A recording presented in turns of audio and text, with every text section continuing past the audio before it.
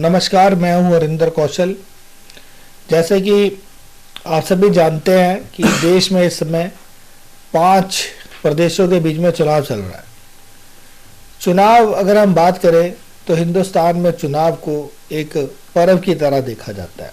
लोग इसमें बढ़ चढ़कर हिस्सा लेते हैं, अपनी उम्मीदों के मुताबिक अपनी पसंद का अपना विधायक चुनते हैं, अपना मेंबर ऑफ पार्लियामेंट चुनते हैं। क्या प्रतिक्रिया रहती है जनता की और हमारे देश के बीच में चुनाव का क्या महत्व है, इसके कानूनी पहलू जानेंगे। आज हमारे साथ उपस्थित हैं एडवोकेट जे.के. शर्मा, एक सीनियर अधिवक्ता हैं जो कि supreme court, Delhi high court और हर जगह पे जो है प्रैक्टिस करते हैं। आज हम इन्हीं से जानेंगे कि क्या चुनावी पहलू रहते हैं, चुनाव में किन किन बातों का ध्यान रखना चाहिए, वोटर का क्या अधिकार है। आज हम सब कुछ जानेंगे जे.के. शर्मा जी से। शर्मा जी नमस्कार। नमस्कार सर। सर, सबसे पहले तो आपका धन्यवाद कि आपने अपना समय निकाला और आप हमारे चैनल पर आए। आपका भी धन्यवाद बहुत बहुत सर। सर, हम आपसे जानना चाहेंगे कि ये जो चुनाव होता है इसमें क्या इसके जो है कायदे कानून है, क्योंकि बहुत सारे लोग ऐसे हैं हमारे देश के बीच में जो कि अभी तक भी नहीं जानते कि उनका क्या अधिकार है, वो वोट क्यों देते हैं, उस वोट का उनको देने का क्या फ़ायदा होता है। सर, मैं चाहूँगा कि आप ये सारी चीज़ें थोड़ा सा विस्तार में बताएं। बिल्कुल कौशल जी, बड़ा आपने तर्कपूर्ण सवाल पूछा जो हर व्यक्ति को इस बारे में सोचना चाहिए, इसका चिंतन होना चाहिए। जहाँ तक मेरी व्यक्तिगत राय है, 26 जनवरी 1950 जिसको एक राष्ट्रीय पर्व के रूप में भी मनाते हैं, उस दिन हमने एक संविधान को अपनाया। वो संविधान केवल कुछ आर्टिकल्स की लिखी हुई किताब ही नहीं है, बल्कि वो इस बात को भी प्रमाणित करता है कि उस दिन से हम भारत के नागरिक ही नहीं उसके हिस्सेदार बन गए। हम सबकी इस देश के अंदर बराबर की से होगी, बराबर की जो है हमारी कुछ भी हम कहने के लिए हमारा जो अधिकार होंगे, कुछ भी कहने के लिए हम बाध्य नहीं होंगे, किसी की जातियों को नहीं सहेंगे। दूसरी चीज, लेके चपरासी से राष्ट्रपति तक कोई भी आदमी चुनाव हो सकता है। ये नहीं है कि आपको किसी को जाति, वर्ग या विशेष डिस्क्वालिफिकेशन के बेसिस पर आपके उसके पर आधार करके किसी को मना कर सकते हैं या राजा का पुत्र ही राजा बनेगा। उस व्यवस्था को हमने त्यागा था। तो ये एक उत्सव का वो है। जब उत्सव होता है तो उत्सव के अंदर जैसी हमारी परंपरा रही या सनातनी परंपरा रही है कि उत्सव के अंदर पूजन भी होता है। चुनाव उस उत्सव का पूजन होता है जो होता है। हर व्यक्ति, जैसा मैंने कहा, अगर संविधान का प्रियम्बल भी देखेंगे तो we the people of India से स्टार्ट होता है कि हम भारत के लोग अपने आप को हमने इस संविधान को दिया है। तो हर लोगों का ये अधिकार है कि इस देश के अंदर ऐसी सरकार चुने जो सबके भले के लिए करे, क्योंकि ये देश जो है एक कुनबे की तरह होता है, जिसमें हर एक परिवार की तरह होता है, जिसमें हर सदस्य का ध्यान रखा जाए। यदि कोई कमजोर वर्ग का, अगर परिवार का कोई कमजोर सदस्य है, उसकी भलाई के लिए काम किया जाए। यदि कोई मजबूत है तो मजबूत कमजोर को सहारा दे। ये ना हो, किसी का दमनकारी नीति नहीं होनी चाहिए। जो अभी यहाँ पर चुनाव हुआ है, हालांकि ये तो लोगों का मैंडेट है जिसको वो चुनते हैं।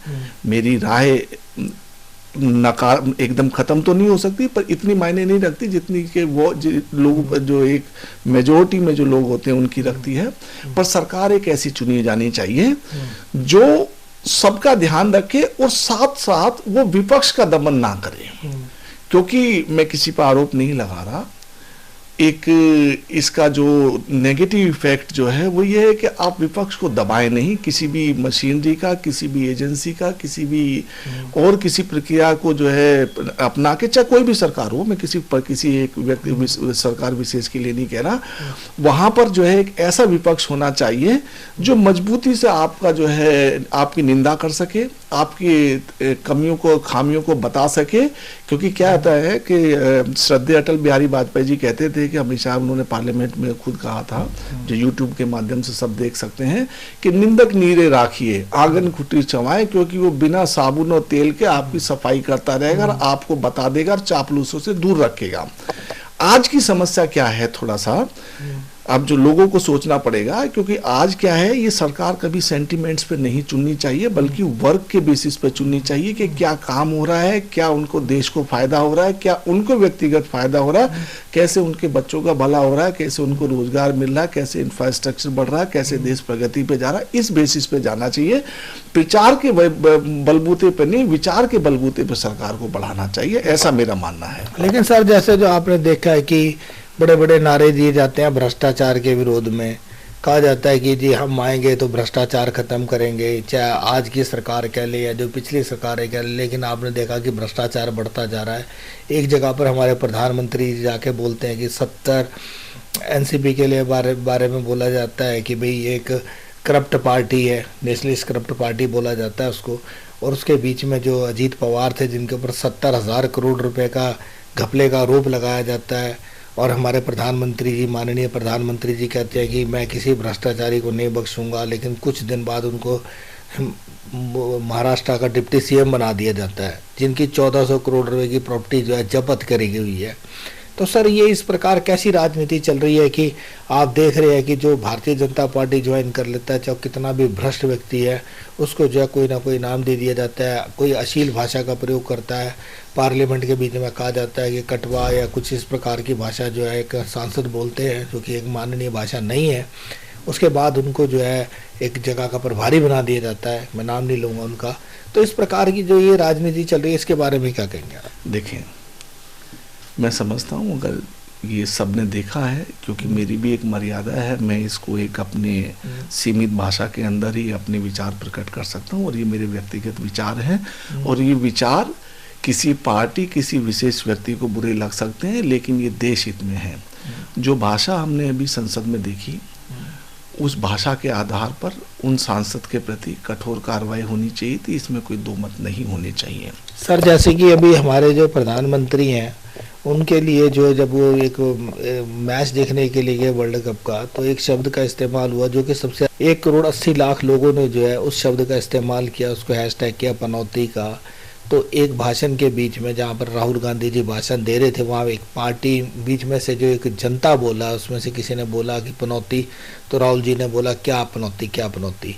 उनके ऊपर जो है अभी आपने देखा कि मानहानि का मुकदमा दर्ज कर दिया जाता है। लेकिन जो प्रधानमंत्री जी हैं माननीय मोदी जी, वो कहते हैं मूर्खों का सरदार, तब जर्सी गाय, और इस प्रकार की भाषा का इस्तेमाल करते हैं, जो कि एक प्रधानमंत्री के लिए ऐसी भाषा नहीं होनी चाहिए, ऐसे शब्द नहीं बोले जाने चाहिए।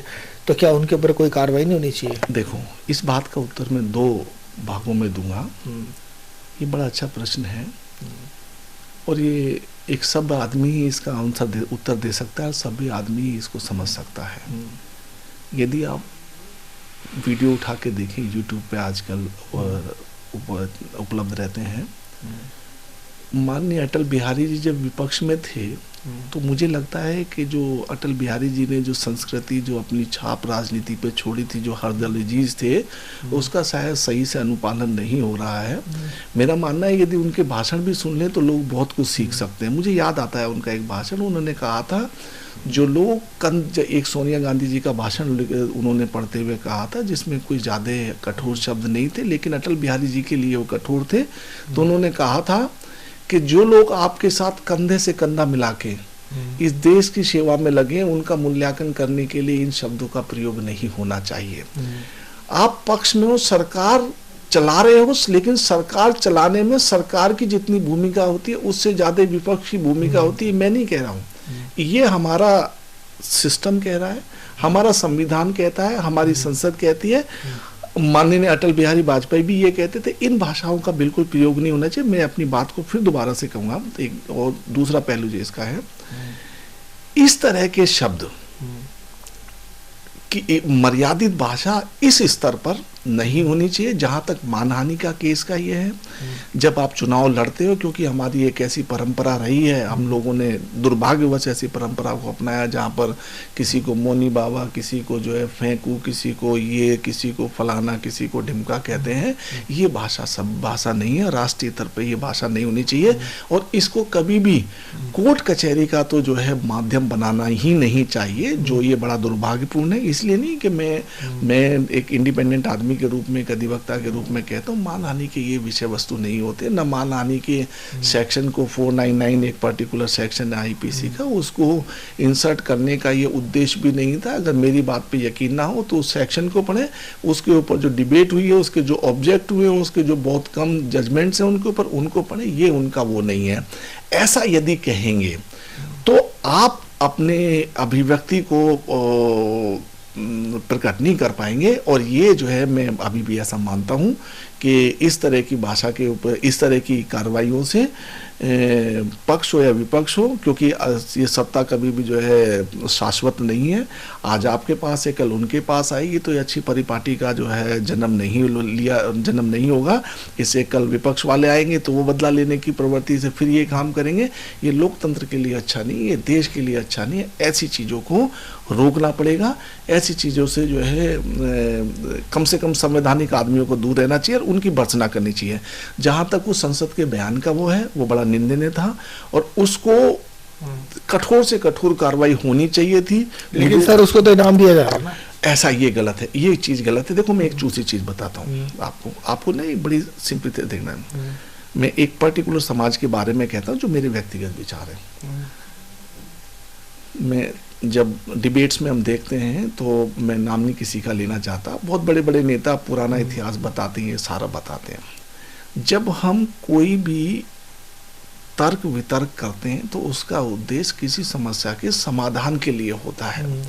अब हमें ये सोचना पड़ेगा कि एक पर्टिकुलर व्यक्ति जो वर्ग है, आपके अनुसार हो सकता है वो थियोक्रेटिक है, आपके अनुसार हो सकता है कि वो जो है धार्मिक उन्माद से है, लेकिन उसकी उस अज्ञानता को दूर करना भी आप ही की जिम्मेदारी है। आप मुझे एक चीज बताइए, यदि कोई परिवार के अंदर एक आदमी उद्दंड हो जाता है, दुष्ट हो जाता है, चोर हो जाता है, मैं और बुरी मान लेता हूँ हाइपोथेटिकल सिचुएशन, वो चोर उचक्का हो जाता है, तो परिवार के मुखिया के नाते होने का क्या हो रहता है? उसको गाली दे या उसके सुधारने का प्रयास करे। मेरा मानना यह है, सरकार का एक दायित्व होता है कि एक पर्टिकुलर वर्ग जो गर्त में जा रहा है, जिसका मिसयूज हो रहा है, जिसका दोहन हो रहा है, उसको शिक्षित किया जाए, उसको समझाया जाए। क्योंकि शिक्षा एक ऐसा उजाला है जो सब तरह के विकारों को दूर करता है। तो उस वर्ग को शिक्षित करने के बजाय उसकी उपेक्षा करोगे तो आपके लिए आने वाले समय में वो अच्छा नहीं होगा। सर जैसे कि आपने देखा कि जब हम सुनते हैं कि जब पहली नेहरू जी ने सरकार बनाई थी आज़ादी के बाद, तो उन्होंने पूरी मेजोरिटी में उनकी सरकार थी, उन्होंने फिर भी 5 विपक्ष के जो काबिल लोग थे उनको अपने मंत्रिमंडल के बीच में मंत्री बनाया था ताकि देश जो है सुचारू रूप से चल सके। सर आज राजनीति कहाँ जा रही है? आज यदि अगर हम कहें कि देखो आज इस समय जो हमारी वित्तीय स्थिति है, अगर हम बात करें तो इस समय हमारी जो आर्थिक व्यवस्था वो काफ़ी चरमरा गई है। तो जैसे कि मनमोहन सिंह जी थे और बहुत सारे जो है मुंटेक वालिया हुआ है जो अर्थशास्त्री थे, जिन्होंने कि देश की अर्थव्यवस्था को उस समय संभाला जबकि विश्व पूरे मंदी के दौर से गुजर रहा था, तब भी उन्होंने भारत की अर्थव्यवस्था पे आंच नहीं आने दी। तो क्यों अब ऐसी राजनीति हो रही है कि भाई उन लोगों से सलाह तक नहीं की जाती है, किसी और से पूछा तक नहीं जाता? देखिए कौशल जी, हालांकि मैं वित्त का अधिविषयों के ऊपर अधिकारता नहीं रखता हूँ, लेकिन एक देश के नागरिक होने के कारण, एक अधिवक्ता होने के कारण, जहाँ तक मेरी नॉलेज है, क्योंकि मैं कॉमर्स का ग्रेजुएट रहा हूँ, और वित्त का यही मतलब नहीं होता है कि आपके ऊपर स्पेशली डिग्री होनी चाहिए। डे टू डे लाइफ में भी जो है, दैनिक दिनचर्या में भी आपको वित्तीय स्थिति का पता पड़ता है। ये स्थिति बड़ी भयानक है। होता क्या है, मैं आपको बड़ा एक छोटा सा एग्जाम्पल देता हूँ। जो नेहरू जी थे, हर आदमी के अंदर कोई भी आदमी परिपूर्ण नहीं होता है, नौ के नौ रस उसके अंदर नहीं होते, सारे भाव उसके अंदर नहीं होते हैं। तो हमको हर आदमी की पॉजिटिव चीज़ देखनी चाहिए उनसे, क्योंकि इतिहास का उद्देश्य होता है कि उससे एक सबक ले और आगे के लिए बढ़े। तो उनकी अच्छाइयों से, जो उन्होंने अच्छा काम किए पंडित नेहरू ने, उनसे आगे हमें बढ़ना चाहिए, ना कि उनके पीछे उनके जख्म को कुरेदना चाहिए, या आप वो और स्पेशली वो जख्म जो देश की जनता के अंदर वैमनस्य बढ़ाने का काम करें। एक जहाँ तक ये वित्तीय उनका संबंध है, जब आप देश चलाते हो, आप इसको इस तरह से मानिए कि पूरे दिन को 24 घंटे में कहा जाता है। तो सरकार का मतलब ये होता है दिन रात दोनों, पक्ष और विपक्ष दोनों का मतलब के सरकार बनती है, ना कि पक्ष को मिलके बनती है। जैसा आपने एक बड़ा अच्छा प्रश्न पूछा था जिसका मैं आंसर नहीं दे पाया। एक बार माननीय अटल बिहारी वाजपेयी जी ने जब भाषण देते हुए कहा था कि हम सबसे बड़ी मेजोरिटी के रूप में पार्टी में उभरे हैं, और ये जो जितने सारे विपक्ष के अंदर पार्टी ये डिफरेंट मुद्दों को जनता के साथ लेके गए थे, लेकिन आज सरकार बनाने के लिए एक हो गए। जिस चीज को उन्होंने विरोध किया था, आज इनको उसके पक्ष में नहीं आना चाहिए था। कारण उसका क्या है? आप देखो, बहुत सारे ऐसे लोग हैं, जैसे मैं एक छोटा सा नाम देता हूँ आपको, एक रिपब्लिकन पार्टी है जो अठावले साहब हैं, इनको मैं उनके आप देखिएगा, आप वीडियो उठा के देखिएगा, अटल बिहारी वाजपेयी पिता तुल्य थे इन सबके जो है, लेकिन वही अठावले साहब अटल बिहारी वाजपेयी को इन ए वे एक तरह से इम्प्लाइड रूप में गाली दिया करते थे। आप मुझे बताइए कौन सा ऐसा पुत्र होगा जो आपके पिता को गाली देता हो और उसको आप मंत्री बना के रख दें? क्या यही आपकी वैल्यूज आपने अपने पिता से लिए, या आप प्योरली पॉलिटिक्स है? जैसे आपने सब पवार जी का नाम लिया है, और बहुत सारे, मैं कई सारे मंत्रियों को ऐसे जानते हूं जो एक समय में बीजेपी को दुनिया भर की गाली दिया करते थे। रूलिंग पार्टी जो है ये, वो मैं के नाम जरूर मैंने लिया, लेकिन मैं एक नियम की बात कर रहा हूं, मेरा किसी से पर्सनल वेंगेंस नहीं है। लेकिन क्या हुआ कि आज आपने उन सारे गाली देने वाले आदमियों को, क्योंकि वो आपके लिए जिताऊ कैंडिडेट हैं, विजयी प्रत्याशी हैं, उनको आपने अपनी पार्टी में मिला। इससे आपके ये हो सकता है कि आज आपकी सरकार बन जाए, लेकिन ये सरकार इस तरह की परिपाटी लंबी नहीं चलेगी। कारण क्या होता है? ये जो है किसी भी इसका बेस नहीं होता। ये जो संस्कृति जो डॉक्टर श्यामा प्रसाद मुखर्जी ने अपनाई थी, जो अटल बिहारी वाजपेयी ने प्रिंसिपल दिए थे, उन पे बेस नहीं है। मैं आपको एक और एग्जांपल बताता हूँ। अटल बिहारी वाजपेयी यूएन में कांग्रेस के बिहाफ पर भाषण देने के लिए गए थे नरसिम्हा राव साहब के सब समय में, तो वो दरियादिली इनको भी दिखानी पड़ेगी। हो सकता है ये गलत हो, पक्ष या विपक्ष गलत हो सकता है, लेकिन गलती को सुधारने का, क्योंकि हमने कानून के अंदर भी रिफॉर्मेटिव थ्योरी अपनाई है, डिटरेंट थ्योरी नहीं अपनाई है। डिटरेंट थ्योरी से हमें परित्याग करना पड़ेगा, हमें रिफॉर्मेटिव थ्योरी अपनाई। सर, जैसे जवाहरलाल नेहरू जी ने तो बनाया था श्यामा प्रसाद मुखर्जी को मंत्री अपने मंत्रिमंडल, बिल्कुल बताया था, जिनकी आज आप देखें जो है, मैंने श्यामा प्रसाद मुखर्जी को बड़ी क्लोजली पढ़ा है, और मुझे याद है कि अटल बिहारी जी ने, वाजपेयी ने एक भाषण में कहा था जब वो, और श्यामा प्रसाद मुखर्जी वो आदमी थे जिन्होंने नेहरू जी की नीति के ऊपर कठोर से कठोर कुठाराघात किया। सुषमा स्वराज जी ने संसद के अंदर उनके भाषण को कोट किया था, जो तो ऐसा नहीं था। बरसना एक अलग चीज है, लेकिन एक नैतिकता अलग चीज है। देश नैतिकता संस्कारों पे चलता है, ना कि जो है उनके उल्लंघन पे चलता है। जब मुझे याद आता है, अटल बिहारी वाजपेयी जी ने कहा था, जब श्यामा प्रसाद मुखर्जी जो है अपने देहावसान से पहले, जो एक मिस्ट्री थी, अपने आप में कश्मीर में घुसे थे, जिस समय पासपोर्ट की जरूरत पड़ती थी, तो उन्होंने अटल बिहारी वाजपेयी जी को दिल्ली भेजा था, केवल ये कहने के लिए कि जिससे जाके देश को बता सके कि मैं आज कश्मीर के अंदर बिना पासपोर्ट के अपने देश के अंदर घुस गया। तो हम उनकी सराहना करते हैं, लेकिन उन्होंने कभी प्रतिशोध की राजनीति नहीं करी, उन्होंने कभी किसी से प्रतिशोध नहीं लिया। ये चीज गलत है। सर, जैसे कि अभी चुनाव हो रहे हैं और देखा जा रहा है, अगर आप देखें कि सोशल मीडिया पे बहुत सारी चीजें ट्रेंड हो रही है, और ये कहा जा रहा है कि यदि 3 दिसंबर के जो चुनाव के परिणाम है, जो 5 प्रदेशों के बीच में चुनाव हो रहे हैं, मध्य प्रदेश, राजस्थान, तेलंगाना, मिजोरम और छत्तीसगढ़ के बीच में, यदि ये रिजल्ट बीजेपी के अनुकूल नहीं आते, तो आने वाला समय जो होगा, जो 70 दिन है, जो आपने शाहरुख खान की पिक्चर देखी होगी चक दे इंडिया, तो उसमें उन्होंने यही कहा था, शाहरुख खान ने लास्ट में प्लेयर्स को, कि भाई मैं आज ये नहीं बताऊंगा कि तुमने कैसे खेलना है, क्या करना है, 70 मिनट तुम पूरी ज़िंदगी में नहीं भूलोगे। ये 70 मिनट आपके लिए बहुत ज़्यादा अहम होने वाले हैं। तो सर, जैसे आप इसके बाद भी अगर हम बात करें, तो 3 दिसंबर के बाद भी आचार संहिता के लिए सिर्फ 70 दिन बचेंगे जो चुनाव होने हैं लोकसभा के। तो आपको लगता है कि ये जो 70 दिन है, ये हर एक देश के जो वासी है उसके लिए बड़ा इम्पोर्टेंट है? कि जैसे कि अगर कहा जा रहा है कि यदि अगर ये रिजल्ट जो है बीजेपी की फेवर में आ गए, तो जो अपने नितिन गडकरी जी हैं, जो इस समय सरफेस मिनिस्टर हैं, उनका कैरियर ख़त्म हो जाएगा। योगी आदित्यनाथ जो है वो यूपी के सीएम नहीं रहेंगे। तो आपको कैसा लगता है, क्या होने वाला आगे? क्या ये जो गुजरात लॉबी है, ये ज़्यादा ताकतवर होकर उभरेगी? देखिए,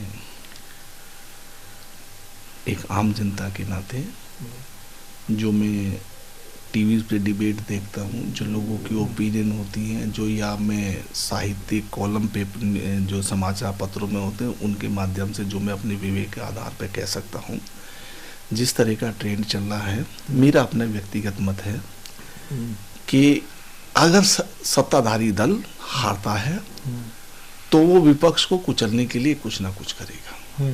इस बात के लिए इसमें कोई दो राय नहीं है, क्योंकि ये प्राकृतिक नजर आता है। जहाँ तक आपने इन दोनों का नाम लिया, मेरे हिसाब से ये दोनों युग पुरुष हैं। आप किसी भी आदमी से यदि भारत की, आज नए भारत की कल्पना करता है, तो सबसे पहले उसके सपनों में, उसके धरातल पर, उसकी हकीकत में सबसे पहले सड़क का नाम आता है। और सड़क जब चाहे हम आगरा एक्सप्रेसवे हो, हालांकि गडकरी साहब ने नहीं बनाया, लेकिन चाहे और जितने भी नेशनल एक्सप्रेसवे हैं, बॉम्बे वाला हो, देहरादून वाला हो, मेरठ वाला हो, ये हो, गडकरी जी का काम अस्मरणीय, भुलाने योग्य नहीं है।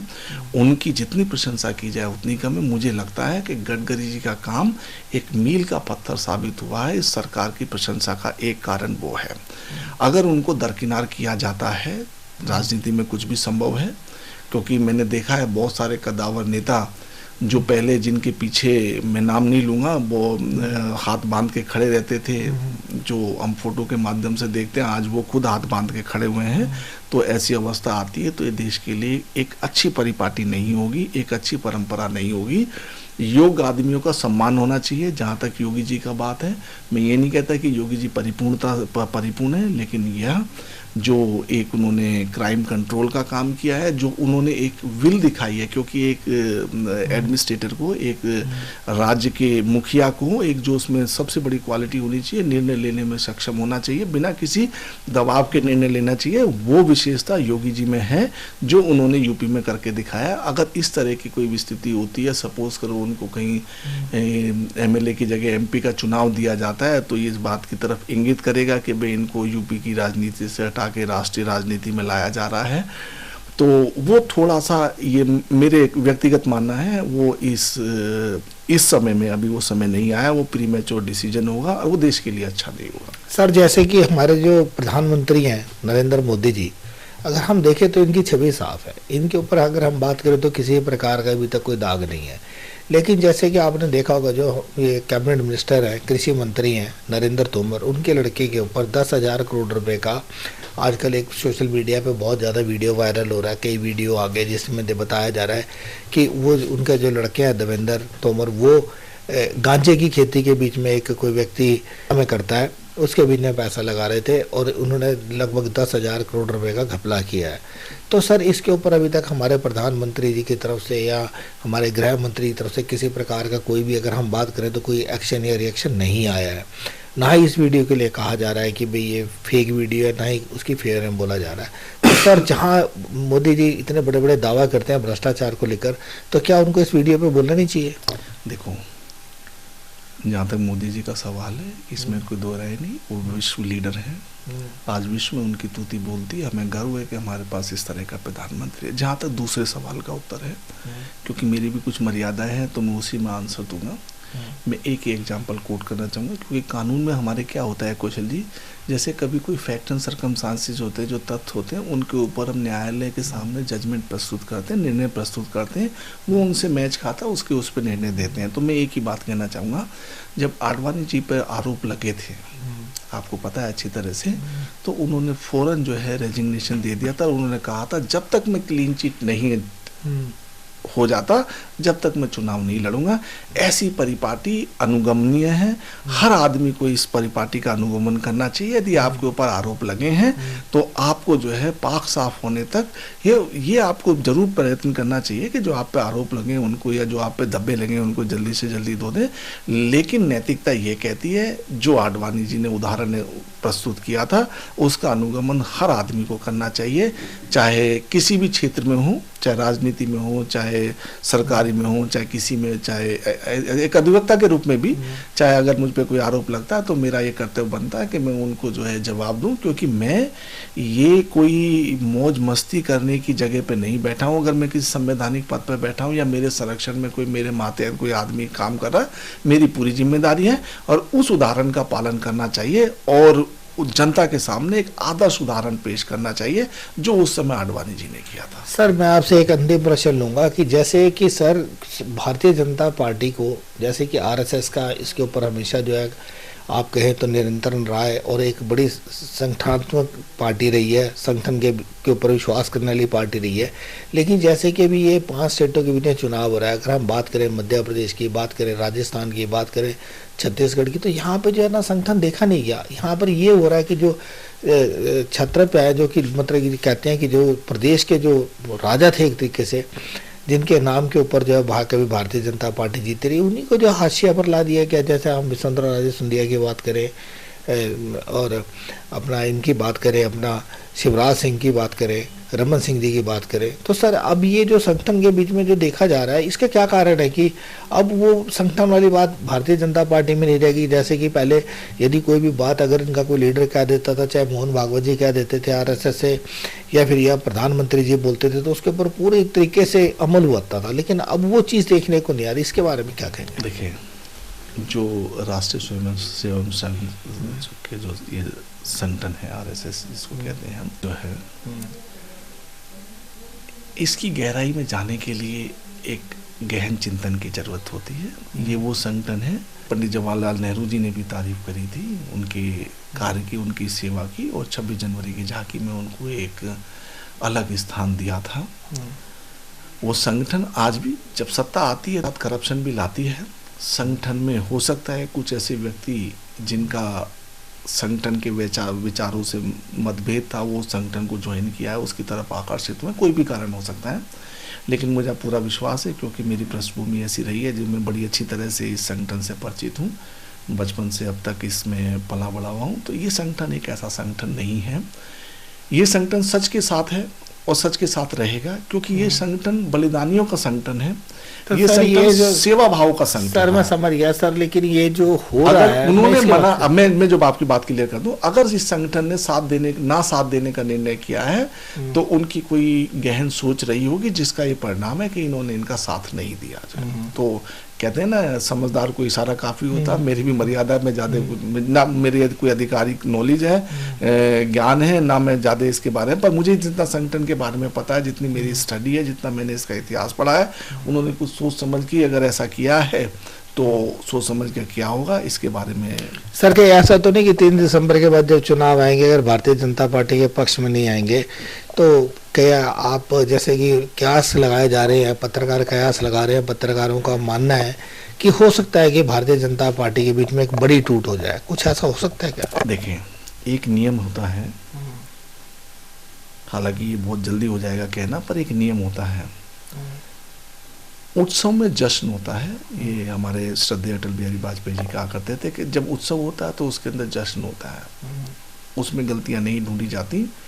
हार में मंथन होता है, अपनी कमियों का ठीकरा एक दूसरे पे फोड़ा जाता है, वही ईर्ष्या की विषय वस्तु बनती है और उसी से प्रतिशोध लिया जाता है। अगर ऐसा होता है तो वो प्राकृतिक होगा, और हो सकता है ऐसा, क्योंकि राजनीति एक ऐसी चीज होती है जिसमें सबके मन तो एक साथ नहीं होते। दुश्मन भी वहाँ पे, हमने इतिहास इस बात की सूचना देता है कि दुश्मन भी आपस में एक दूसरे से गले मिलते थे। जो संसद में एक दूसरे को गाली देते थे, वही अपने बच्चों की शादी में एक दूसरे के मुंह को लड्डू खिलाते थे। बिहार में हमने देखा है, नीतीश उनसे मिल गए तो ऐसा, और जो है बीजेपी ने उन पार्टियों का साथ दिया जिनकी दुर्विरोधी थी। कश्मीर में आपने देखा, तो ऐसा राजनीति में होता है कि दुश्मन भी जो है दोस्त बनने का दिखावा करते हैं। तो अगर ऐसा होगा तो मुझे कोई ज्यादा आश्चर्य नहीं होगा। जहां तक मेरा अपना ज्ञान है, मेरी व्यक्तिगत राय है, किसी पार्टी वार्टी से लेना देना नहीं है, पर ऐसा होता है तो ये मेरी मानना है। क्योंकि ऐसा तो हो नहीं सकता कि सारे आदमी जो है हमारे जो प्रधानमंत्री हैं या उप प्रधानमंत्री हैं इनके पक्षधरी हों, क्योंकि ये भी तो जब ये उनसे जूनियर थे, उनको काट के ऊपर तक आए हैं, तो वो इनके प्रति गरज तो रखेंगे ही रखेंगे। तो ऐसा हो सकता है, और ये होगा तो मुझे आश्चर्य नहीं होगा इस चीज़ का। सर जैसे कि अभी हमारी बात हुई अधिवक्ता जे.के. शर्मा जी से, जैसे कि मध्य प्रदेश के बीच में अगर जो कि ओपिनियन पोल बता रहे हैं कि कांग्रेस जो है वहाँ पर 130 से लेकर 140 सीट तक ले जा सकती है। राजस्थान के बीच में 120 सीट जो है कांग्रेस को मिल सकती है। तेलंगाना के बीच में 55 से 60 सीट जो है कांग्रेस को मिल सकती है, और राजस्थान के बीच में भी 120 सीट के करीब मिल सकती है, और छत्तीसगढ़ के बीच में भी कांग्रेस जो है बहुमत की तरफ बढ़ रही है। तो यदि परिणाम ओपिनियन पोल के मुताबिक ही आते हैं, तो देखना है कि आगे भारतीय जनता पार्टी की क्या रणनीति रहेगी, आगे किस प्रकार से भारतीय जनता पार्टी कार्य करेगी, किस प्रकार से विपक्ष का दमन करने की कोशिश करेगी या नहीं करेगी। इसके विषय में अभी किसी भी प्रकार का कुछ भी कहना जो है उचित नहीं होगा। अपने सहयोगी कैमरामैन विमल चौहान के साथ हरिंदर कौशल, दिल्ली।